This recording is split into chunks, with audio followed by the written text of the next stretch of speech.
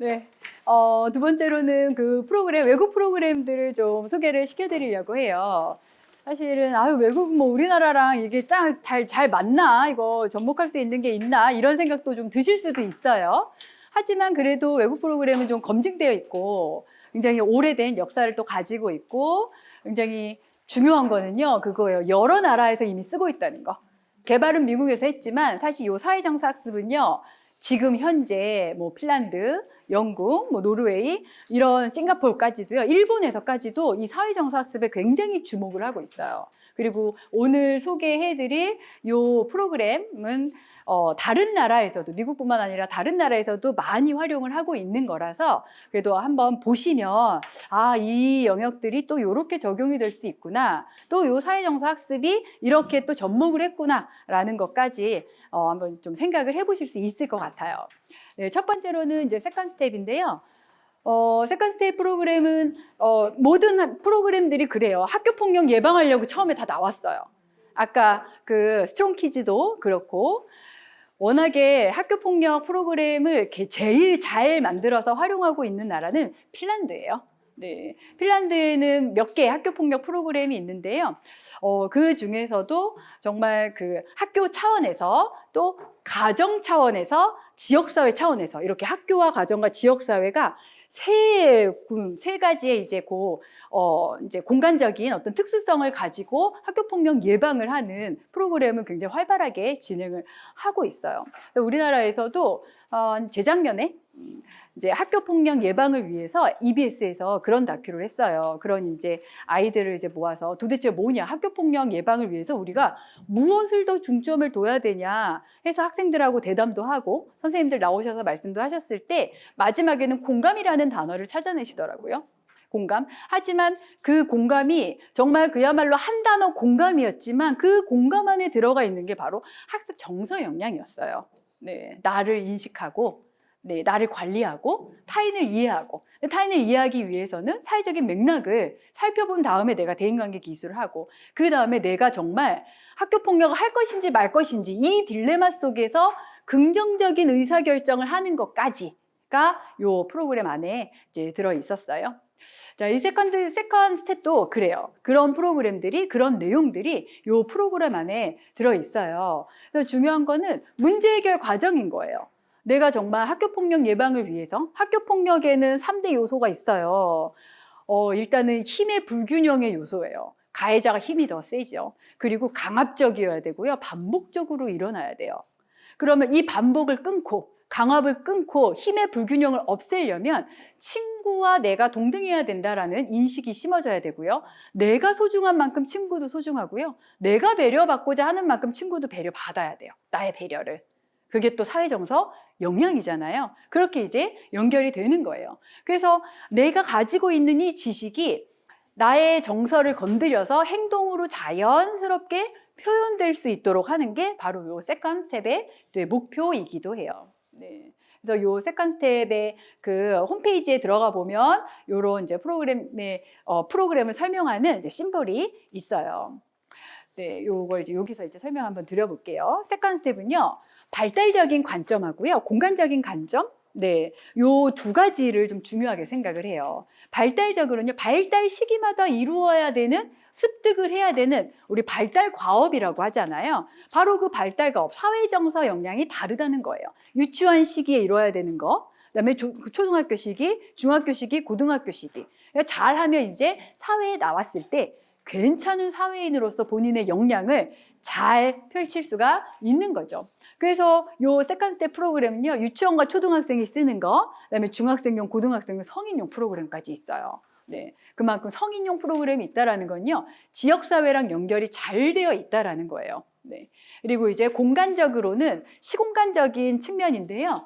네, 학급에서 하는 것들, 그 다음에 요 왕따 예방 프로그램이나 아동보호 프로그램 같은 것들, 학교 밖에서 쓸 수 있는 것들, 그러니까 학교와 지역사회에 연계된 프로그램까지 개발이 되어 있어서 학교에서 배웠던 거를 지역사회에 나가서도 활용할 수 있고요. 또 학교 밖 청소년들, 사실은 학교 폭력에 또 굉장한 위험성을 가지고 있는 아이들이잖아요. 가해자든 피해자든 그 아이들까지 아우를 수 있는 그런 프로그램이 바로 요 세컨드 스텝에 네, 주 목적인 거고요. 그래서 교육 과정을 보면요, 여기에 나오는 게 이제 성장 마인드셋이에요. 네, 아까 말씀드렸던, 그리고 이제 목표 설정, 그리고 이제 감정 관리, 그다음에 공감과 친절. 내가 어떻게 공감을 표현을 해야 되고 내 친구에게 또 나의 다른 타인에게 친절을 어떻게 베풀어야 되는지, 그리고 문제 해결까지가 있고요. 이런 것들이 발달적으로 발달 시기별로 또는 공간적으로 학교와 학교 밖에서 어떤 식으로 유기적으로 잘 연결이 돼서 융화가 될 수가 있는지, 그런 이제 측면들이 이 교육 과정 안에 들어가 있어요. 그래서 1학년부터 5학년까지 미국이니까 이렇게 5단계 이제 영일년 수준이고요. 이제 성장 마인드셋 목표 설정 이런 식의 단계들이 있어요. 그래서 각 영역별로 5차시 수업으로 구성이 되어 있어요. 그 프로그램을 이제 자세하게 한번 봐볼게요. 성장 마인드셋과 이제 목표 설정에 5차시면은 이제 5시간 한다라는 거예요. 각각의 이제 영역마다 5시간씩 하면 20시간이죠. 20차시가 이제 개발이 되고요. 사회정서 역량하고는 자기관리와 자기인식, 뭐 책임 있는 의사결정이 이 부분에 들어가요. 자, 요 성장 마인드셋은요, 그런 거예요. 이제 듀익이라는 이제 교육심리학자의 이야기이기도 한데요. 그냥 단순히 내 아이가 그 성과를 보였을 때 그냥 결과만 칭찬을 할 것인지 과정까지 같이 칭찬을 할 것인지에 따라서 아이가 나에 대해서 갖게 되는 신념이 달라져요. 결과만 칭찬을 받는 아이들은요, 성과만 중요해요. 그래서 과정은 어떻게든 생각하지 않아요. 그냥 내가 정말 비윤리적인 방법으로라도 나는 성과만 이루면 돼요. 또 내가 정말 단순히 결과에만 칭찬에 목매면요, 내가 힘들게 한 나의 성과의 그 중요성을 잘 몰라요.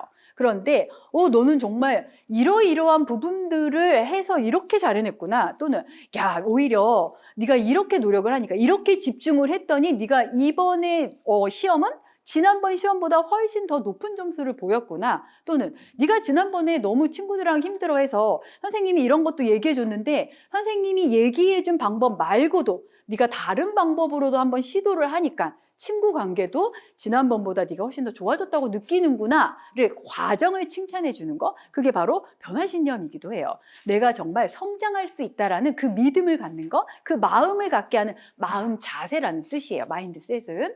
그리고 거기에 이제 내가 마음 자세를 잘 가지고 있으면 목표 설정도 나에게 맞게 잘 할 수가 있겠죠. 네, 그래서 이 목표 설정이요, 정말 내가 그냥 단순히 뭐 한 가지만 열심히 해서가 아니고요, 연습과 노력을 반복해서 여러 번 반복해서 이루어내는 그런 과정에 초점을 두는 거.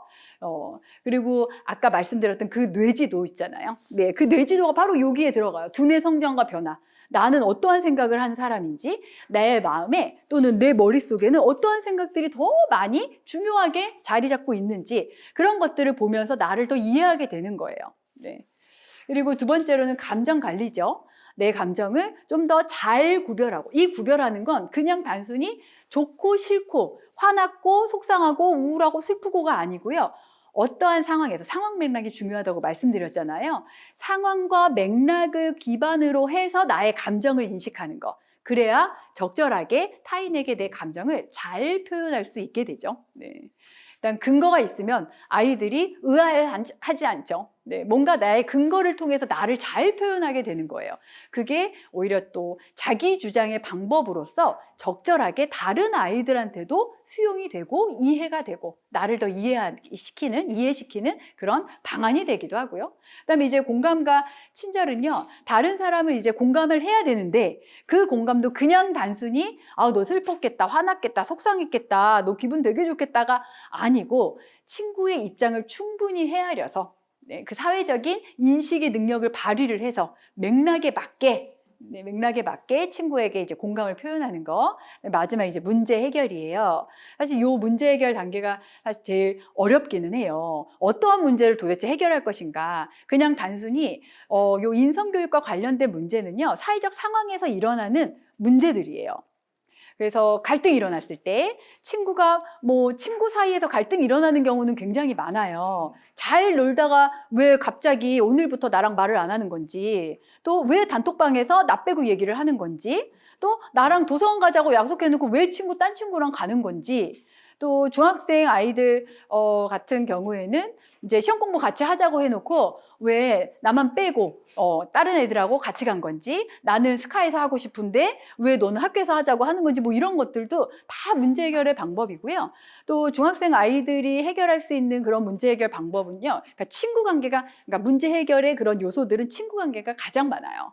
그리고 좀 더 선생님들께서 손을 대야 될까 말아야 될까 고민하는 부분들이 이제 가정 문제, 가족에서 힘든 문제들이 사실 학교에서까지 연결이 많이 되잖아요. 그래서 뭐 그 수업 시간에 태도가 좋아지지 않는다던가, 집중력이 좀 떨어진다던가, 친구 관계도 흐트러지고. 근데 그 부분들이 사실은 저희 학교 상담에서는 생활지도 측면에서 이루어져야 된다고 이야기는 하고 있어요.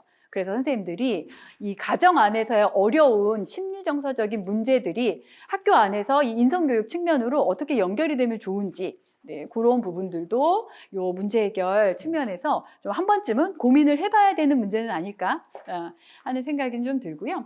요 문제 해결 단계가 이제 스텝이에요. 세컨 스텝이잖아요, 이름이. 그래서 이 문제 해결 단계만 따로 또 이렇게 아이들에게 이제 정의를 내려서 문제 해결 스킬을 이제 가르치는데요. 아까 말씀드렸던 거랑 비슷해요. 그래서 현재 지금 나에게 처한 상황의 문제가 뭐냐, 성적이 떨어졌냐, 친구가 잘 안 놀아주냐, 아니면 친구가 자꾸 나한테 저 친구 뭐 괴롭히자고 한다던가, 뭐 이런 식의 여러 가지의 상황 문제들을 발견을 해내는 거예요. 그 다음에 해결 방안을 이제 생각을 해내는 거죠. 그 해결 방안들 중에서도 내가 어떤 것을 선택해야 되는지, 여기에서 이 부분에서 이제 탐색해야 되는, 활용할 수 있는 부분이 대차 대조표예요. 그래서 이 문제 해결에 대한 해결 방법을 내가 선택했을 때 장점과 단점, 나에게 득이 되는 것과 또는 실이 되는 것, 또 나에게 얼마만큼 도움이 될지 아니면 별로 도움이 되지 않을지를 한번 타진해보는 그 대차 대조표를 이 부분에서도 활용을 할 수가 있어요. 그 중에서 이제 내가 첫 번째로 적용을 해볼 만한 해결 방안을 하나를 선택을 하는 거죠. 선택을 해서 한번 적용해 보는 거. 안 되면 다시 2단계로 올라가요. 틀렸어. 그러면 다시 또 다른 방법을 선택을 해서 또 적용을 할 수가 있어요. 네. 그래서 이런 식으로 학년 1학년부터 5학년까지의 이런 프로그램들을 이제 적용을 할 수가 있다라는 거예요. 그래서 보면은 정말 이 학습 주제의 설명 안에 이 세컨드 스텝 프로그램이 처음에는 학교폭력 예방교육 프로그램이잖아요. 학교폭력 예방을 하기 위한 그 내용들이 잘 들어가 있는지, 학습 주제를 잘 설명하고 있는지를 보시는 게 중요해요. 왜냐하면 선생님들은 인성교육 프로그램 만드실 거니까. 우리의 프로그램 안에 우리 아이들의 인성을 더 잘 발달시킬 수 있는 학습 주제 내용을 포함시키실 거기 때문에 그 주제하고 잘 맞는지를 한번 보시는 눈을 지금 키워보시는 거예요. 그래서 좋은 해결책, 4학년에 4차시 보면 좋은 해결책, 어떤 해결책이 문제를 잘 해결하는지 평가한다. 이것도 스스로 평가해요. 맞고 틀리는 건 없어요. 내 상황에서 내가 최선의 선택을 하는 거예요. 그러려면 얼마나 머릿속으로 쥐가 나겠어요, 아이들이. 여기에서 이제 책임 있는 의사결정이 들어가는 거예요. 어떤 걸 선택했을 때 내 상황에 가장 최선인지. 그냥 최선이에요. 최고가 아니고. 최고 아니어도 괜찮잖아요. 최선이 아니면 또 다른 또 최선을 선택하면 돼요. 차선이 또 최선이 되는 거니까. 그런 이제 융통성도 발휘하게끔 하는 거예요. 요건 지금은 이제 연결을 제가 시킬 수는 없는데요. 요걸 그래도 가져와 봤어요. 선생님들 보시라고. 요 세컨드 스텝 프로그램의 그 홈페이지에 들어가 보시면은요. 얘가 지금 예틴가 이름이 그래요. 마음 챙김을 할 수 있는 영상이 들어가 있어요. 그런데 한 10개 정도 제가 어제 봤는데요. 아주 좋더라고요. 이 주인공이 나와서 막 마음 챙김을 연습하게 해줘요. 근데 정말 마음 챙김이 되더라고요. 마음도 편안해지고 또 재밌어요, 심지어. 그리고 이 아이가 굉장히 친근감 있어요. 몬스터긴 한데. 그래서 이제 세컨드 스텝도 이게 최근에 나온 거거든요. 세컨드 스텝도 단순히 학교폭력 예방반을 위한 프로그램은 아닌 거예요, 이제. 아주 전체적으로 중요한 건 하나예요. 학교 적응이요. 학교 적응하는 여러 가지가 있잖아요. 나의 소속감, 친구랑 잘 지내는 거, 또 내가 학교 구성원으로서 아주 뿌듯하게 다니는 거. 그러려면 내 마음 챙기고 친구 마음도 챙기고 같이 함께 챙기면서 성장하는 거. 네, 그래서 요 마인드풀니스에 지금 현재 굉장히 많은 주목을 하고 있습니다. 네. 네, 그래서 나온 게 마인더 프로그램이에요. 요 마인더 프로그램 찾느라고 아주 네, 온 인터넷 정보의 바다를 다 뒤졌습니다. 네. 왜냐하면 마인더 프로그램이라고 잘 나오지 않고요. 이 MBSEL 이렇게가 나와요. 보니까 요 SEL 프로그램을 마음 챙김하고 연결을 시킨 거예요. 사실 이제 우리나라에서도요, 한 몇 년 전쯤 이 마음 챙김을 선생님들 교사 연수에 보급을 했어요. 그래서 직접 이제 해보게 하고 또 학교 안에서 시작하기 전에 이제 그 마음 챙김에 쓰는 종이 있어요. 종이라고 하긴 그렇고 그게 바구니처럼 생긴. 네, 네.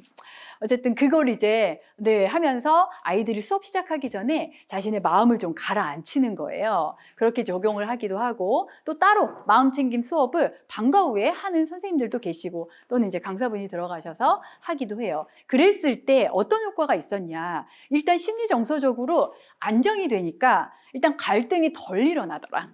그리고 두 번째로는 선생님들하고 사이가 좋아지더라. 선생님하고 사이가 좋아졌다는 건요, 반항이 줄었다는 거예요.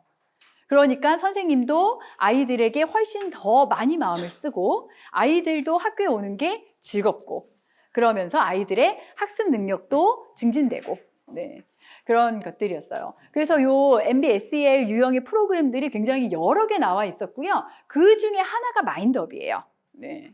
그래서 요 마인더 프로그램을 조금 더 이제 보면은요, 요 사실은 마음 챙김의 이론을 조금 이제 설명을 드리면 마음 챙김 이론은요, 인쟁동 수정에 좀 기반을 하고 있고요. 조금 더 나아가서는 우리의 뇌과학의 신경과학적인 측면에 이제 기반을 하고 있어요. 사실은 이 마음 챙김 자체가 우리의 정서만 다룬다고 생각이 들 수도 있는데요. 사실 그렇지 않아요. 우리의 뇌 구조를 바꾸는 거예요. 이 뇌 구조를 바꾼다는 게 상징적인 의미인데요. 이 우리의 뇌 안에서 나의 사고를 유연성 있게 바꾸는 작업이에요. 내가 정말 왜곡된 사고를 하고 있으면은요, 잘못된 행동을 하게 된 경우가 많아요. 그 잘못된 행동을 하고 나면 내가 나에 대해서도 굉장히 부정적인 시각을 갖게 돼요. 이 부정적인 자아 개념을 갖고 있으면 그 다음에 문제 해결에 대한 선택도 부정적인 것을 선택을 할 수밖에 없어요. 비효율적인 거. 그러면 나의 역기능적인 심리적인 역기능이요, 계속 악순환을 도는 거예요. 그런데 마음 챙김을 하면 일단 심리적으로 유연성이 생기고요. 내가 좀 폭넓게 다각적으로 나의 문제를 인식하고 해결책을 다양하게 선택을 할 수가 있어요. 그리고 그 다양한 해결책 중에서도 나에게 괜찮은 것들을 더 잘 선택을 하면서 나의 삶은 더 유연하게 될 수가 있어요. 그래서 그게 마음 챙김의 하나의 핵심인 거예요. 그 마음 챙김의 기반이 여기에 이제 사회정서 학습과 함께 접목이 된 프로그램이에요. 그래서 이 뇌의 작동 방식을 아는 거예요. 내가 잘못 생각하면, 이 전두엽에서 내가 잘못 생각하면 나의 모든 그런 신호, 부호화라고 하잖아요. 이 많은 감각 등록기에 부호화되는 신호들이 잘못 입력이 되면은요, 나의 요 작업 기억에서 단기 기억 넘어가고 장기 기억으로 넘어갈 때 잘못된 정보만 계속 넘기는 거예요. 그러면 나는 잘못된 행동 패턴을 선택할 수밖에 없어요. 그런데 나의 이 감각 등록기에 들어오는 수많은 정보들에서 이제 쳐내는 거죠. 나의 마음 챙김이 잘 되어 있으면, 아, 이거는 나에게 괜찮은 정보 습득하고 이거는 나에게 별로 괜찮은 정보가 아니야 하는 거는 나를 넘기지 않는 거예요. 그런 것들부터 배우는 거죠. 그래서 이 마음 챙김을 통해서 나에게 괜찮은 것들을 내가 수용하는 그 작업이 바로 1차 시에 이제 들어가요. 나의 뇌 구조와 관련해서. 그 다음에 마음 챙김을 하면서 이제 알아채는 거예요. 뭘 알아채냐? 내 마음을요. 내가 언제 흐트러졌는지, 언제 속상해졌는지, 언제 슬펐는지, 언제 화가 났는지. 부정적인 감정만 알아채냐? 그거는 아니에요. 긍정적인 감정도 충분히 알아채요. 왜? 우리 아이들은요, 그 기분이 좋을 때도 사건 사고가 많이 일어나거든요. 네, 이 조절이 잘 안 돼가지고. 네, 특히 흥분 많이 하는 친구들 있잖아요.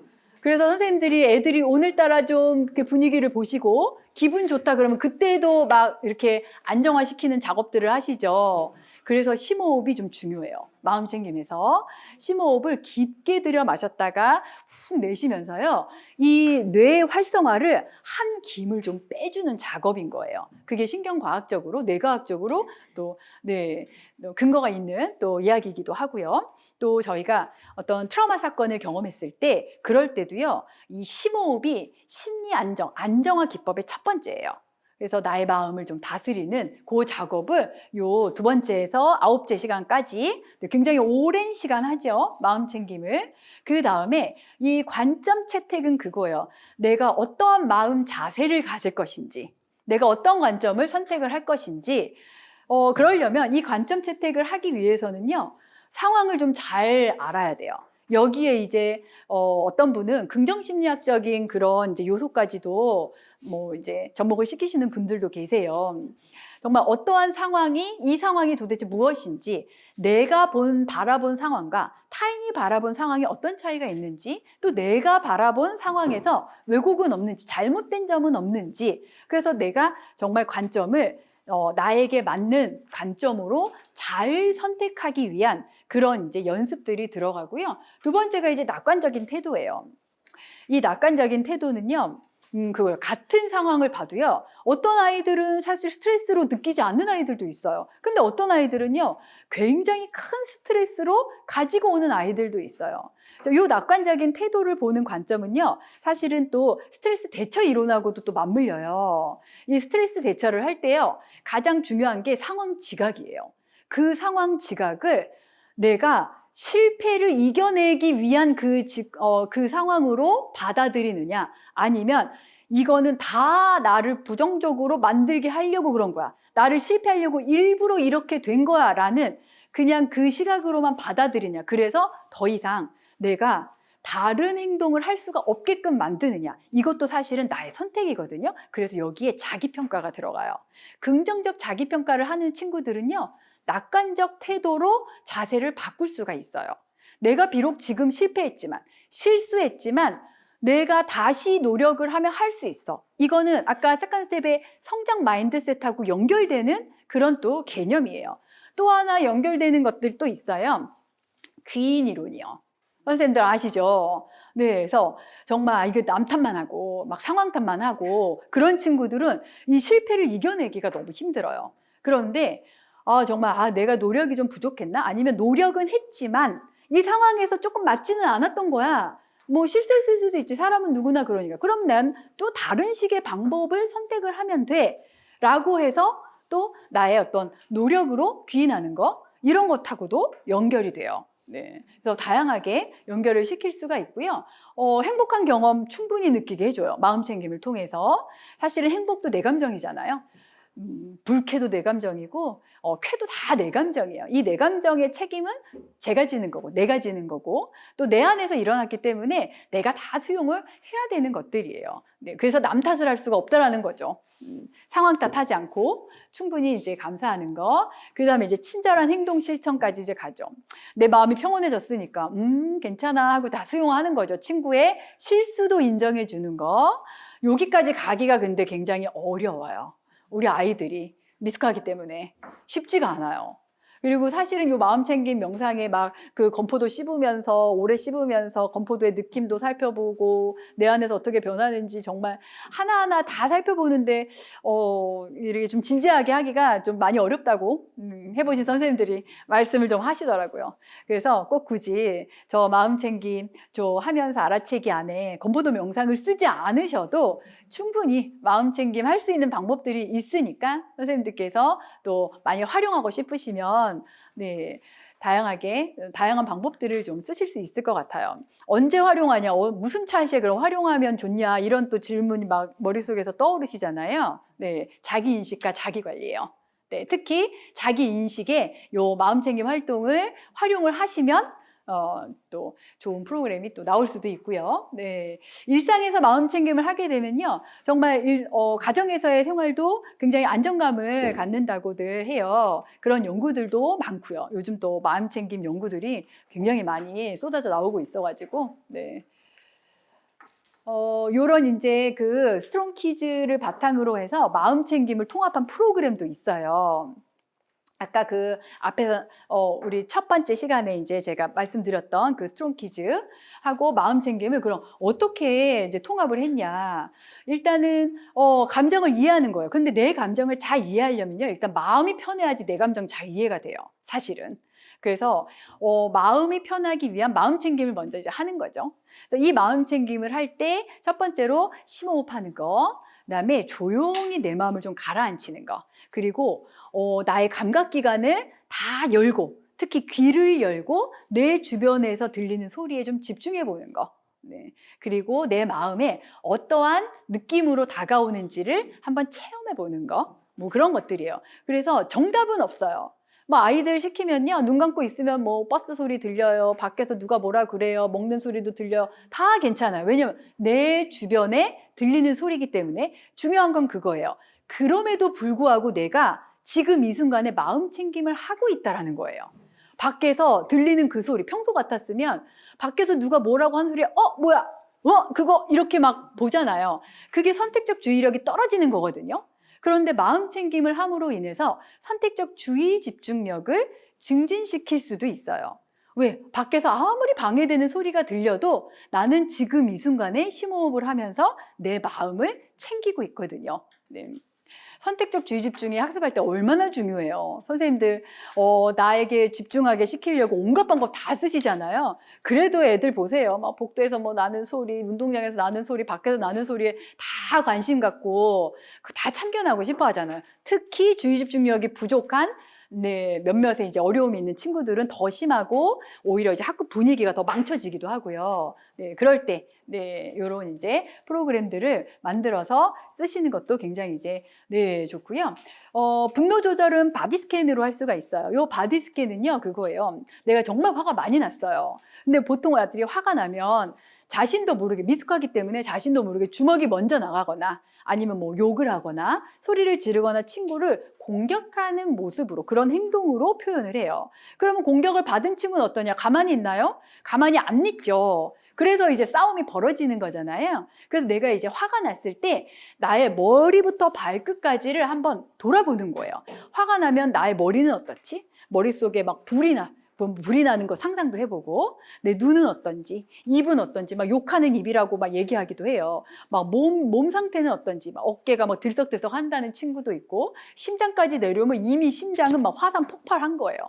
막 다리도 막 엄청 막 구르고, 손은 막 주먹 불불 떨고. 이런 바디 스캔을요, 사람의 그 바디 라인 있잖아요, 몸 그림에다가 표현을 해볼 수도 있어요. 내가 화나면 나는 어떠한 표정과 어떠한 행동, 어떠한 감정으로 변하게 되는지, 나의 모습. 그리고 그것만 표현하는 거는 아니에요. 화를 그러면 해결하기 위해서 나는 어떠한 방법을 써야 되고, 화가 풀렸을 때 나의 몸 상태는 어떻게 변화되어 있는지, 그 화를 중심으로 해서 화가 난 상태와 화가 풀린 상태를 비교해보게 그림으로 표현하는 거, 그런 것도 여기에 이제 들어갈 수 있는 그런 프로그램 중에 하나예요.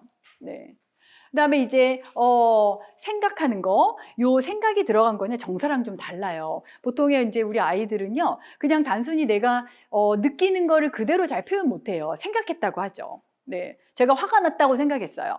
제가 슬펐다고 생각했어요. 제가 속상하다고 생각했어요. 생각이 먼저 앞서면 나의 감정을 정확하게 어떠한 상황과 맥락을 연결시키기 조금 어려워요. 일단 생각이 너무 앞서니까. 생각으로 정말 저기 멀리까지 막 갔다 오기도 해요. 연상에 연상을 해서. 그래서 오히려 요 단계에서요, 나의 생각은 무엇인지를 더 명확하게 한번 해보는 거예요. 요 인지행동 수정의 관점이거든요. 그래서 어떠한 사고가 나의 감정을 일으켰는지를 조금 더 세분화해서 보는 거예요. 뭐 그런 거예요. 저 밖에서 친구가 나에게 달려오는 모습을 보니까 예전에 친구가 나를 때렸던 게 생각나서 내가 화가 났어요. 뭐 이런 것도 괜찮아요. 또는 친구가 나를 보고 환하게 웃는 모습을 보니까 친구가 기분이 좋다고 나는 생각했어요. 이렇게도 한번 연결을 해보는 거예요. 그래서 내가 생각한 것들, 이 생각이 감정과 어떤 연결을 가지고 있는지, 아까 그 정서와 인지의 협력 부분이 있었잖아요. 자기관리에서 바로 그 부분을 연습시키기 위한 그런 단계들이에요. 요 차시가. 그다음에 이제 갈등 해결하는 거. 계속 말씀드리고 있죠. 갈등과 이제 스트레스. 자, 이 스트레스도요, 사실 잘 풀어야 되는데 뭐 심호흡부터 시작해서 좀 나의 마음이 좀 흐트러졌을 때 이렇게 나비포옹하는 거, 내 마음을 이렇게 토닥토닥 해주는 거, 요것도 심리 안정화 기법의 하나고요. 그 다음에 발 착지법이라고 있어요. 발을 땅에다가 이렇게 한번 대보는 거예요. 이렇게 탁탁 해보는 거예요. 그래서 내가 정말 심장이 막 엄청 막 터질 것 같고 화가 나고 또는 내가 막 불안하고 속상하고 힘들고 할 때 발을 툭툭 하면서 나의 현실감을 느끼는 거예요. 발을 땅에 탁탁 하면서. 그런 것들이 안정화 기법인데요. 그 스트레스를 물리치게 하는 그런 단계에서 안정화 기법을 사용하면서 내 감정이 어떤 식으로 변화됐는지를 한번 활동지로 또 해보는 것도 하나의 방법이에요. 또 저는 어떻게 또 활용을 하냐면요. 스트레스의 또 단계를 막 나눠요. 1위부터 5위까지. 1위가 뭐 제일 높은 스트레스. 그러면 아이들이 연령대별로 또 학년별로 스트레스가 또 다 달라요. 네. 초등학생들은 정말 저학년들은 학교에서 받아쓰기 보는 거 정말 큰 스트레스거든요. 그리고 알림장 못 쓰는 거. 요즘 1학년들은 받아쓰기 안 하고 알림장 안 쓰는데도 유치원에서 그렇게 시켜요. 그러니까는 들어가면 이제 그게 너무 이제 힘든 거죠. 근데 초등학교 이제 3학년부터는 수학이 그렇게 또 스트레스예요. 막 또 이제 뭐 곱셈도 어려워지고 나눗셈도 어렵고 막 도형도 들어가고 막 분수 들어가니까 그렇게 어려워요. 6학년 되면 이제 중학교 들어가는 게 뭐 스트레스고 또 우리 친구들, 저에게 오는 이제 친구들은 사실은 6교시가 제일 스트레스예요. 6교시 너무 깜짝 놀란 거죠. 학교에서 이제 밥 먹고 한 번만 이제 수업 들으면 집에 와야 되는데 한 번 더 수업하라고 해서 막 엄청 울었어요. 그러니까 그 학교의 생활에 대한 이해가 잘 안 되니까. 네. 근데 사실 학교에서도 느린 학습자 굉장히 많아요. 이 아이들도 우리 일반 학급에 있잖아요. 특수교육 대상자가 아니기 때문에. 그래서 이런 아이들도 선생님들께서 품고 가셔야 되는 아이들인데 이 아이들에게도 과연 우리 다른 아이들하고 같이 활동하게 될 때 어떻게 좀 습득을 하게 될 것인지 그런 것들도 한 번쯤은 좀 생각을 해주시면 또 좋을 것 같고요. 또 중학생 스트레스는 아무래도 이제 학업이겠죠. 네. 그리고 조금 더 크면은 이제 진로, 내가 어떻게 이제 삶을 살아나가야 되는지 그런 이제 부분들까지가 요 안에 이제 들어가고요. 그러면서 계속 이제 긍정적인 삶을 위해서 나의 잘못된 행동을 수정하는 거예요. 그러면 여기에 부분에 이제 아이들 그런 얘기 많이 해요. 특히 중학생들 잘 이제 습득이 잘 되면요. 내가 사실 어제까지는 밤새워서 게임하느라고 잠도 안 자고 학교에 와서 수업 시간에 계속 졸았는데 내가 이거 하고 나니까 게임 시간을 좀 줄여야 되겠다고 생각했다. 뭐 이런 막 얘기도 하는 애들도 있어요. 얼마나 그 큰 발전이에요. 게임 시간 줄인다고 하니까. 물론 그렇다고 뭐 바로 줄이지는 못하지만 생각은 했잖아요. 내가 뭔가 나의 긍정적인 삶을 살기 위한 목표를 세웠다는 그 자체, 그 과정을 이제 이제 격려해 주시는 거 이게 이제 중요하고요. 그다음에 이제 룰러 어프로치예요. 이 룰러 어프로치도요. 사실 이제 뭐가 이제 그 중점이냐? 정말 나의 감정과 사실 감정에 굉장히 중요하게 생각을 하는 거예요. 앞에까지는 계속 이제 학교 폭력 예방이었잖아요. 그런데 룰러는요, 감정에 더 많은 주목을 했어요. 사실 요 감정이 흐트러져서 내가 내 감정을 잘 몰라서 타인의 감정을 잘 이해를 못해서 그리고 나와 타인의 감정이 다를 때 조절을 못하고 합의를 못 봐서 이렇게 대인관계 문제가 많이 일어난다. 그 초점이에요. 그래서 또 예일대학의 마크 브레켓이라는 이제 교수님이 만드신 거고요. 교육 내용은 일단은 감정을 인식하는 방법을 효율적으로 활용할 수 있게 알려주는 거예요. 네. 그리고 다양한 감정의 원인과 결과를 탐색하게 하는 거죠. 이게 바로 그 앞에서 계속 이제 이야기한 것들하고 비슷해요. 사회적인 인식, 맥락에 따른 나의 감정을 인식하는 거, 또 내 감정이 어디에서 비롯됐는지를 생각하는 거. 바로 이제 그런 차원들하고 연결하는 거고요. 여기에서 조금 주목해야 될 건 정교한 어휘예요. 이 정교한 어휘가 세련된 어휘는 아니에요. 이게 좀 번역돼서 그런 거죠. 세련된 어휘는 아닌데 감정의 분화를 제가 첫 차시에 말씀을 드렸어요. 감정도 왜 좋은 감정 안에 여러 가지 감정이 있고 좋지 않은 감정 안에 여러 가지 감정이 있잖아요. 그 다양한 감정을 아는 거예요. 우리 아이들이 물론 이제 학년 수준별로 알아야 되는 용어들은 뭐 다 감정의 가지수는 다를 수는 있어요. 초등학교 중학년이 알아야 되는 거, 또 뭐 중학생이 알아야 되는 거.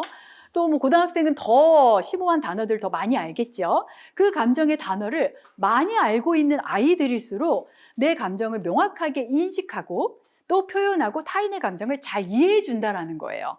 그래서 그 다양한 감정의 어휘를 가르치는 게 요 룰러 프로그램에서는 또 굉장히 초점이에요. 네.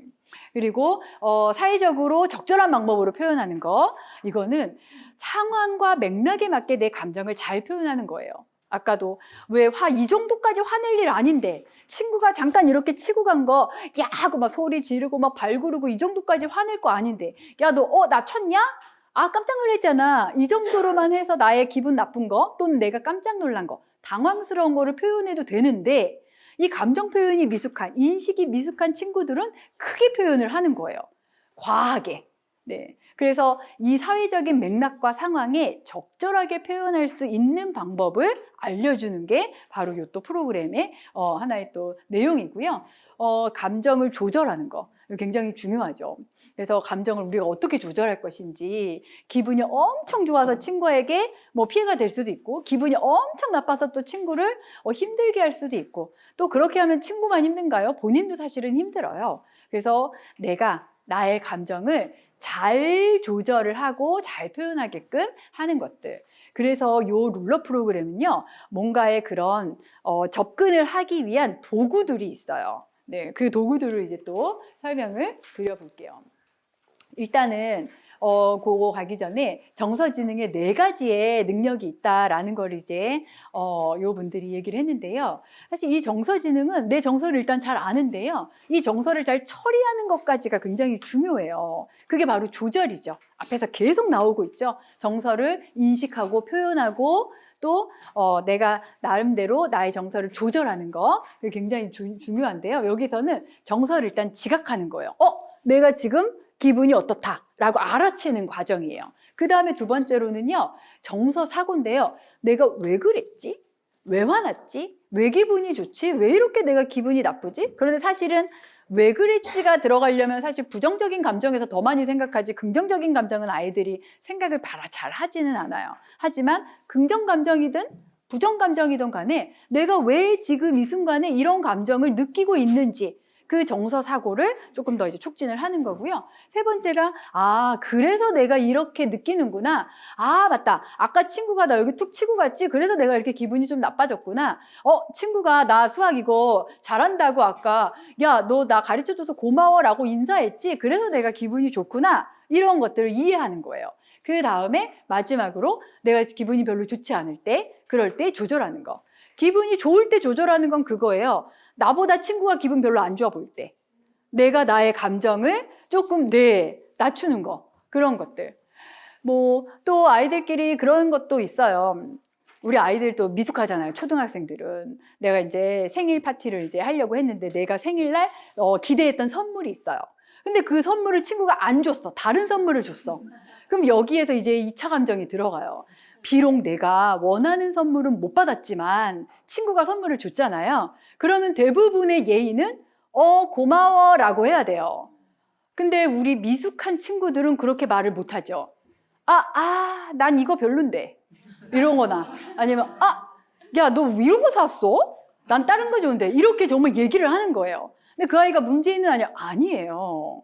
본인의 정서를 여기서부터 이제 잘못한 거죠. 지각부터. 네. 그래서 정서 조절은 상당히 사실 고차원적인 거고요. 메타인지가 잘 활용이 돼야 돼요. 내가 이렇게 말하면 친구가 어떨까? 친구가 그래도 나를 위해서 이런 선물을 가지고 왔는데 내가 여기서 비록 내가 기대한 선물은 아니지만 내가 고맙다고 해야지. 그게 먼저지. 이렇게까지 생각이, 근데 그 생각의 순간이 굉장히 빨리 돌아가야 되는 거죠. 네. 그래서 그것을 배워야 되는 거예요. 네. 그래서 이제 그것도 사실은 또 인성의 하나의 또 측면이죠. 배워야 되는 거. 그래서 요 4가지 핵심 도구, 아까 말씀드린 요 도구를 사용을 하게 되는데요. 차트와 무드미터, 그 다음에 이제 요 메타 모멘트와 블루프린트, 요 4가지인데요.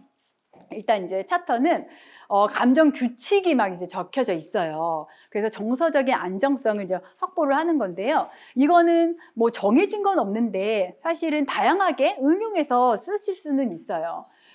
그리고 요 무드미터 같은 경우는 감정 인식과 감정 조절의 내용들이 들어가 있고요. 뒷장에서 또 보여드릴게요. 메타 모멘트는 내가 감정을 어떻게 표현할 것인지 감정을 표현하기 위한 그런 단계들을 이제 가르치는 것들이고요. 이제 블루프린트는 상황 성찰이에요. 내가 이렇게 감정을 표현하는 게 맞나? 내가 잘했나? 내가 이렇게 해서 친구는 괜찮은 건가? 친구도 이런 감정이었나? 이런 이제 성찰 부분이 들어가요. 그래서 요 룰러가 도대체 뭐냐? 감정 인식과 이해와 감정 이름 붙이는 거, 그리고 감정을 표현하고 조절하는 거에 대한 그런 약자의 이제 룰러예요. 그래서 또 한번 이제 계속 반복해서 나오고 있는 내용들이라서 읽어보시라고 제가 이제 넣어드렸고요. 네, 요게 이제 무드미터예요. 이 무드미터는요, 지금 색깔 엄청 화려하죠? 이 색깔에 따라서 감정의 강도가 다른 거예요. 네. 그래서 보면은, 높은 활력 수준, 빨간 거 위로 올라갈수록 활력이 낮은 수준일수록 파란 거에 내려오고요. 그 다음에 요쪽 이제 파란 거랑 빨간 거 요쪽으로 쾌적함이 낮은 거고요. 노란과 초록으로 갈수록 쾌적함이 높은 거예요. 요거는 우리나라에서 책이 번역되어 있어요. 그 책은 감정의 발견이라는 책이에요. 아까 이 룰러 요 프로그램 만드신 분, 그래서 요 책을 사시면 저게 들어있다고 네 해요. 그래서 요 그 무드미터는요, 지금 상담에서도 특히 청소년 상담하시는 그 선생님들이 굉장히 많이 활용을 하고 있어요. 청소년 아이들이 이렇게 친구 관계가 잘 되지 않고 학교 폭력 이제 가해자로 오거나 이런 친구들이요, 자신의 감정을 잘 조절하지 못해서, 그러면 조절하지 못하는데 조절만 가르치면 되냐? 조절만 연습시키면 되냐? 아니에요. 첫 단계부터 시작하는 거예요. 조절을 못하면 그 전 단계도 못했다는 거고요. 그 전 첫 번째 단계부터 안 됐다는 거예요. 그래서 야, 네가 친구가 지금 너에게 화를 내게 했을 때 여기 중에서 한번 골라봐. 그냥 화난 거 아니고 어떠한 감정이었어? 어떠한 기분이었어? 그러면 뭐 충격받았대요. 충격받았어. 그래서 네가 되게 화가 났구나. 충격받아서 화날 수도 있죠. 그런데 심지어 거슬려서 화날 수도 있고요. 언짢아서 화날 수도 있어요. 이런 식으로 뭔가 나의 감정을 조금 더 명확하게 이유를 더 확인하게 하는 그런 작업으로서 요 무드미터의 요 이제 감정 목록들을 쓰실 수가 있어요. 사실은 여기에 들어있는 거는 다 감정뿐은 아니고요. 감정을 일으키는 상황도 들어가 있어요. 네, 다양하게 들어가 있죠. 그 다음에 이제 메타 모멘트예요. 감정이 이제 막 나에게 막 이제 올라왔어요. 그래서 막 무드미터로 활용을 해서 막 감정도 막 선택을 해보고 했는데, 일단 내가 감정을 표현하기 전에 이게 바로 그런 거예요. 그 문제 해결 단계랑 조금 연결이 돼요. 아, 내가 지금 뭐야 지금? 무슨 상황인 거야? 내 감정이 뭘까? 라고 잠깐 생각을 해보는 거죠. 그러면서 뭐 나의 이제 아까 그 바디 스캔 한번 생각을 해보세요. 내가 이렇게 당황했을 때, 화가 났을 때 나의 몸은 어떻게 반응하는지, 막 머리도 지끈거리고, 막 심장도 막 두근거리고, 막 손에서 막 땀도 나고, 막 울긋불긋하고, 막 이런 것들이 느껴지는지. 그 다음에 이제 세 번째 단계가 잠깐 멈춰예요. 아주 순식간에 짧은 순간이지만, 잠깐 하는 이 순간이 화를 또는 나의 부정적인 감정을 바로 표현하는 브레이크예요. 이 브레이크가 잘 되면 이제 나는 정서 조절을 하기 위한 준비가 되어 있는 거죠. 그때 이제 내가 어떻게 표현해야지 내가 제일 멋질까? 이게 네 번째 단계예요. 베스트 셀프, 나의 정말 괜찮은 모습은 뭘까? 이 나의 모습을 생각하는 요 과정, 3단계에서 4단계로 올 때도 여러 가지의 대안들은 마련해 있죠. 마련을 해봐야죠. 네, 활동지를 통해서. 그래서 요 1단계, 2단계, 3단계, 4단계, 5단계, 6단계까지 가요. 다 활동지로도 만들어내실 수도 있는 것들이에요. 그리고 5단계로 갔어요. 여기서 이제 내가 가능한 한 내가 지금 이 순간에 쓸 수 있는 책략들은 무엇인지, 그러려면 요 4번 단계에서요, 아주 여러 가지 문제 해결 방법들이 나에게 있어야 돼요. 그걸 이제 브레인스토밍을 하면서 저희는 레파토리라고 얘기를 해요. 이 행동 레파토리를 많이 가지고 있으면 어느 상황에서는 1번 레파토리 내보내고, 어떤 상황에서는 막 3번 내보내요. 어떤 상황에서는 1번, 3번도 안 되면 막 5번 내보내고. 그래서 나의 이 대안들, 전략들을 많이 가지고 있는 아이들이 훨씬 더 괜찮은 선택을 할 가능성이 높겠죠. 네. 그래서 괜찮은 걸 선택했을 때, 나 잘했어 하는 자기 스스로 자기 평가예요. 누군가 남이 나에게 평가해 주는 것보다 사실 자기 평가가 내가 나를 마음에 들어 할 때가 최고잖아요. 바로 이제 그런 모습까지 가는 거, 요게 이제 메타 모멘트의 활동이에요. 네, 그래서 요 이제 홈페이지에 나와 있는 이제 그림이고요. 더 이제 궁금하신 선생님들은 제가 또 참고 자료에도 넣어놨으니까 그거 찾아보시면은 굉장히 또 도움이 또 많이 되실 거예요. 또 그림 자료도 쓰고 싶다 하면은 사실은 또 선생님들만의 어떤 창의성 있는 그림으로 또 마련해서 쓰셔도 괜찮으시고요. 화 조절할 때는요, 거북이 캐릭터도 많이 쓰세요. 거북이가 느릿느릿하잖아요. 근데 토끼와 거북이를 생각했을 때 느리지만 천천히 그러나 항상 앞으로 가서 이겼잖아요. 또 제가 우리 아이들한테 늘 해주는 말이거든요. 천천히 그러나 항상 앞으로. 네, 저의 모토예요. 그래서 우리 아이들 정말 느리잖아요. 하지만 네, 항상 앞으로만 가면 된다. 조금 가도 괜찮은데 앞으로만 가자. 천천히 가더라도. 네, 그런 이야기를 항상 또 해주죠. 그래서 이런 식으로 이렇게 이제 4가지가 제시가 되어 있어요. 무드미터도요, 정말 다양한 방법으로 쓰실 수 있어요. 아까 보면은 그 무드미터의 내용들이 얼마나 많아요. 근데 초등학교에서 이걸 다 써도 되나? 그러면 줄이셔도 돼요. 초등학교 아이들이 가장 잘 이해하고 체험할 수 있는 그런 감정 상태들만 또 포함해서 쓰시기도 하고요. 때로는요, 요렇게 그래프만 주고요, 본인들이 거기다가 감정을 넣기도 해요. 언제 내가 따뜻함을 느끼고 언제 나의 활력 수준이 높고 언제 활력 수준이 낮은지, 그러면 각자 개인별로 만들어낸 무드미터가 다 다르겠죠. 그것도 또 의미가 있어요. 그러면서 거기에서 그치는 게 아니고요. 사실 이 인성교육 프로그램의 마지막은 아마 나눔 활동일 거예요. 서로 나누면서 친구들하고 피드백을 주고받는 거예요. 그래서 그냥 단순히 개인이 활동지만 하는 게 아니고, 활동지만 하고 끝하고 검사받는 게 아니고요. 활동지를 다 하고 나서 친구는 어떻게 느꼈는지, 친구는 어떤 생각을 했고 어떻게 표현을 했는지, 또 내가 한 것과 어떻게 다른지 서로 나눠보고 피드백을 주고받고, 그리고 그 다음번에 나는 어떠한 모습을 보이면 좋을지까지. 네, 요게 바로 성찰의 사실은 하나의 과정이에요. 성찰 기반 학습의 내용이기도 하고요. 그런 식의 이제 활동 방안을 좀 생각을 해보셔도 네, 괜찮으실 것 같아요.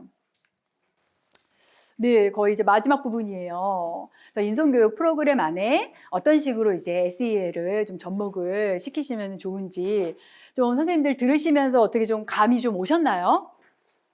네, 지금 웃으시는데 더 어려워지셨나요, 혹시? 네. 그래도 어쨌든 사회정서 학습이 이런 거다라는 그 5가지 요소는 이해를 하셨죠? 네, 맞아요. 그것만 이해하셨으면 되시는데 그 다음 게 좀 어려우셔서 그런 거죠? 네, 맞아요. 그 다음 게 어려우실 수밖에 없어요. 사실은 첫 번째로는 안 해봤던 거고, 거의 지금 무에서 유를 창조해내는 그 작업인 거고, 선생님들의 그 없는 창의성과 융통성과 역량을 다 발휘하셔야 되잖아요. 사실은 그 창의성이라고 하면 항상 선생님들이 그래요. 제가 괜히 한 말은 아니고요. 맨날 선생님들 창의성 없으시대요. 그런데 사실은 이 창의성이 무에서 유창조하는 게 아니고요. 내가 갖고 있는 거에서 새롭게 생각하는 게 창의성이거든요. 선생님들 안에 다 있어요. 그리고 우리 반 애들은 이런 게 조금 더 해주면 좋은 건데 이런 것들도 창의성으로 발휘를 하시면 되거든요. 아마 그렇게 좀 다양한 관점, 다각적인 관점 조금만 좀 돌려서 생각해 보시면 아마 분명히 나오실 텐데, 아직 그 연습이 되지가 않아서 지금 굉장히 모호한 망망대해에 떠 있는 그런 느낌이실 거라는 생각이 네, 듭니다. 네. 자, 중요한 거는요, 일단 발달 수준을 고려하는 거. 초등학생 아이들에게 그 SEL의 5단계를 5가지의 영역들을 우리가 어떻게 접목을 시킬 것인지 5가지는 다 알겠는데, 그러면 뭐 예를 들면은 자기인식을 프로그램을 할 때 초등학생에게 초등학생에게 제공해야 되는 프로그램의 내용과 중학생에게 제공해야 되는 내용은 어떻게 달라질 것인지. 그러려면은요, 사실은 아이들에게 물어보시는 게 제일 좋아요. 아이들에게 요구 조사를 하는 거예요. 네. 야, 너는 너를 누구라고 생각하니? 너는 어떤 사람이 되고 싶니? 너 나중에 커서 뭐 하고 싶었어? 아니면 네가 제일 좋아하는 거 뭐야? 야, 내가 제일 힘들 때 나는 어떠한 상황에서 그래서 뭐 이런 것들을 아주 간단하게 그냥 물어보시는 거예요. 네. 그리고 학교에서 이런 거 하려고 하는데 너 학교에서 이런 프로그램을 하면은 뭐 제일 먼저 배우고 싶니? 어떤 점에서 제일 도움받고 싶어? 이런 거를 정말 간단한 설문으로 물어보실 수도 있어요. 또 예를 들면은 대인관계 기술. 야, 언제 친구 관계 제일 힘드니? 이런 거. 그러면 정말 다양한 대답이 나올걸요? 생각지 못한 답이 나올 수도 있어요. 그리고 언제 괴로웠니? 그냥 단순히 학교 폭력 당한 경험이 있습니까? 친구가 나를 따돌린 적이 있습니까? 내가 친구 따돌린 적이 있습니까? 이렇게 물어보면 애들 다 없다고 그래요. 그런데 친구 관계에서 내가 개인적으로 힘들었던 때, 나는 언제 힘들었는지, 나는 어떤 친구 되고 싶은지, 나는 어떤 친구가 제일 부러운지, 또는 뭐 친구의 유형을 쭉 이렇게 해놓으시고요. 어떤 친구들하고 제일 먼저 사귀고 싶은지, 이런 것들 물어보면은요, 대인관계 기술, 그다음에 사회적 인식, 어떤 요구를 하고 있는지도 알아내실 수가 있어요. 네. 그렇게 해서 조금 발달 수준을 좀 고려하시는 거, 이런 것도 좀 필요하고요. 요런 이제 자기 인식 안에 정체성 발달하는 거, 이 정체성도요, 정말 내가 누구인지, 나는 어떤 친구 되고 싶고 어떤 사람 되고 싶은지, 가정에서는 어떤 딸이고 어떤 아들이어야 되는지, 그런 질문들이에요. 그래서 초등학교에서는요, 초등학교 친구들의 어떤 수준에서는 그런 것도 저는 했어요. 요 자기 인식을 할 때, 나의 생일 파티, 내가 처음 태어난 날이 첫 번째예요. 나의 처음 태어난 날.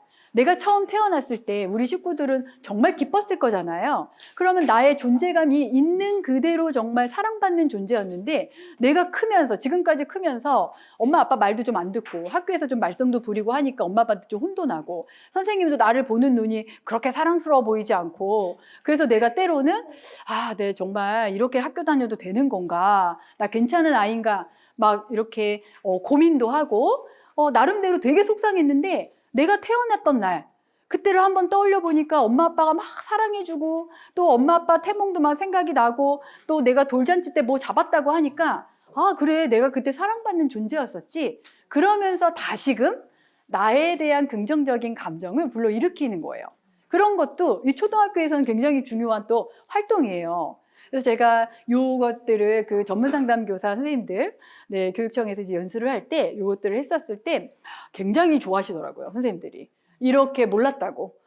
그냥 친구들이 정말, 야, 너 생일 언제야? 내 생일날 받고 싶은 선물, 이런 욕구나 탐색해봤지. 진짜 내가 태어났던 그 순간, 나에게 향했던 사랑받는 그 순간, 정말 나는 사랑받기 위해서 태어났는데, 그거부터가 자기 인식의 시작이구나, 이런 말씀들도 좀 해주시더라고요. 그다음에 이제 자기 관리에 나의 상황과 관련된 정서를 표현하는 거, 그다음에 이제 스트레스 관리. 스트레스 관리는 꼭 들어가야 되는 영역인 것 같아요. 초등학생 나름대로의 스트레스, 또 중학생 나름대로 어떤 스트레스, 이 스트레스 관리가 좀 잘 되면 사회적인 인식의 어떤 왜곡도 어느 정도 예방을 할 수가 있고, 또 대인관계 기술까지 협력적인 관계 기술로 갈 수가 있기 때문에 중요하고요. 이 사회적 인식에서 이제 다양성 존중하는 거, 나와 타인을 좀 경계 지키는 것도 하나의 예의예요. 경계 없는 친구들 있잖아요. 야, 친구니까 괜찮아. 친구니까 괜찮은 건 없어요. 친구 사이에도 아무리 절친이어도요, 예의는 충분히 지켜줘야 돼요. 친구가 싫어하는 말 하지 않는 거고요. 심지어 초등학생 아이들하고는 별명 막 함부로 부르지 않기, 뭐 이런 것도 해요. 그런데 이 별명 부르다가 친구 사이 크게 절교하고 학교 폭력까지 이루어진 사건이 몇 년 전에 또 제가 맡았던 그 중학생 아이도 있었거든요. 그러니까 중학생 친구들도요, 아직 좀 미숙하니까 이렇게 친구들 사이에서 선 넘는 그런 행동들, 예의 바르지 못한, 매너를 잘 지켜야 되지 못한 그런 행동들이 많아서 요 사회적 인식 단계에서 그런 부분들을 한번 활동으로 해보시는 것도 좀 좋을 것 같고요. 그다음에 이제 대인관계 기술, 우리가 어떻게 의사소통해야 되는지, 또 요 의사소통도요, 이렇게 말하면 되게 어려워요. 그래서 친구가 뭐 이런 상황들, 상황 설정이 그래서 되게 중요한데요. 그런 거예요. 나는 이 얘기 듣고 싶지 않은데 친구가 자꾸 와서 나한테 얘기한다. 뭐 하다못해 자기 고민, 나 이제 고민 다 들어준 것 같은데 친구가 계속 고민 얘기할 때도 힘들고요. 또 나도 얘기하고 싶은데 친구만 얘기할 때, 나도 놀고 싶은 거 있는데 친구가 자기 놀고 싶은 것만 놀자고 할 때, 이런 것도 하나의 의사소통의 어떤 기술이에요. 이런 거 내가 힘들면 힘들다고 말해야 되고요. 친구가 멈췄을 때 나도 내 의견 얘기해야 돼요. 이런 걸 언제, 어느 순간에, 어느 시점에서 내가 내 의견을 주장을 해야 되는지, 이런 부분들이 여기 이제 대인관계 기술에 들어가요. 그러면 적절하게 자기 주장 잘하는 거, 친구랑 의좋게 사이를 좋게 잘 지내면서 내 의견도 얘기하고 친구 얘기도 들어주고, 그 다음에 내가 뭔가 좋은 의견을 내서 친구들을 이끌어가는 그런 리더십까지도 발휘를 할 수 있는 거죠. 그 다음에 이제 이런 책임 있는 의사결정에서 문제 해결 단계를 하는 거, 문제 해결 단계를 좀 연습시키는 거. 뭐 초등학생 수준의 또는 중학생 수준의 어떤 문제 해결 단계 연습들, 그 다음에 이제 최선의 선택, 최선이 아니면 차선을 최선으로 가지고 오는 거, 아주 다양한 것들. 그 다음에 아이들마다 다 윤리적인 딜레마는 경험해요. 이게 맞을까 저게 맞을까, 아이들 수준에 다 있거든요. 하다못해 선생님이 청소하라고 했는데 나 지금 빨리 친구랑 가서 축구해야 되는데 선생님은 교실에 오지도 않고, 그러면 이제 아이들 바로 마음에서 떠오르잖아요. 튈까 말까. 거기서 이제 튀면 마음에 좀 남지만 즐거운 시간은 보낼 수 있어요. 하지만 그 다음날 혼은 좀 나겠죠. 튀지 않고 청소는 하는데 선생님한테 칭찬은 받을 수 있지만 친구들은 이미 축구하고 가겠죠. 여기에서 나는 어떻게, 이런 것도 딜레마예요. 아이들에게는. 무엇을 선택해야 될 것인지. 정답은 없죠. 본인의 선택과 결정이라. 그래서 이런 이제 아까 말씀드렸던 그런 예를 제가 몇 가지 한번 넣어놔 봤어요. 선생님들 어려우실 것 같아서 자기 인식과 자기 관리 활동에 얘만 이제 넣어놔 봤고요. 자기 관리에서도 뭐 해결 방안 브레인스토밍이라던가 무드미터를 내가 직접 작성해 보는 거, 이런 것들 하시면은 참 좋을 것 같아요. 그다음에 이제 중학생도 사실은 내가 좋아하는 것과 싫어하는 걸 찾으면요, 중학생들은 나의 적성이 찾아져요. 그러니까 적성을, 그렇다고 해서 내가 좋아하는 거 이건데 나의 적성이 이거야 라고 그때 딱 결정하는 건 아니잖아요. 언제든 적성은 또 바뀔 수도, 내가 좋아하는 것과 나에게 딱 맞는 건 또 조금 다르거든요. 그래서 언제든 나의 진로는 또 바뀔 수 있어요. 큰 가능성 중에 하나예요. 여러 가지 가능성 중에 하나예요. 지금 이 순간엔 내가 이게 좋으니까. 그래서 이렇게 좋은 거를 내가 하기 위해서, 더 성장시키기 위해서, 나의 역량을 더 증진시키기 위해서, 그럼 나는 그 하위에 무슨 기술들을 더 연습을 할 것인지, 이런 것까지 조금 더 세부적으로 탐색을 해나갈 수가 있는 거죠. 중학생 아이들 MBTI 이런 거 물어보면 엄청 잘 알아요. 뭐 자기 MBTI는 뭐고, 뭐 누구 MBTI는 뭐고, 막 그런 거 관심 있으면 그렇게 잘 알거든요. 그래서 이것도요, 자기 인식 활동, 그것도 자기 인식 활동의 하나잖아요. 자기를 알아가는 과정은요, MBTI만큼 재밌게 만드시면 되세요. 정말 나는 어떠한 성향의 소유자인지, 무엇을 더 좋아하고, 어떠한 감정에 더 매몰되어 있고, 어떠한 감정을 느꼈을 때, 또는 어떠한 감정을 느끼고 조절했을 때 내가 더 멋진 사람으로 보여질 수 있는지, 그런 부분들을 좀 더 깊이 있게 생각하게 해주는 거죠.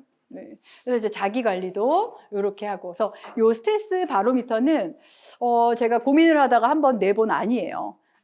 요 감정의 그 무드미터를 조금 더 이런 식으로 활용을 하실 수 있지 않을까. 스트레스의 어떤 수준, 낮은 수준부터 높은 수준까지. 아마 중학생들은 이런 것들을 하면은 본인 스스로 체크하면서 좀 적절하게 내가 해결할 수 있는 방안들도 찾는 거를 또 하지 않을까 하는 생각이 좀 들었습니다.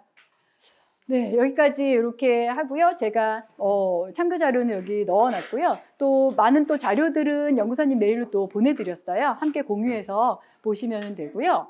그리고 뭐 언제든 괜찮으니까 또 뭐 자문 받고 싶으실 때, 또는 뭐 궁금한 거 그냥 있으실 때 연구사님 통해서 저한테 연락을 주시면 제가 아는 한 최대한 도움을 또 드리도록 하겠습니다. 오랜 시간 고생 너무 많으셨습니다.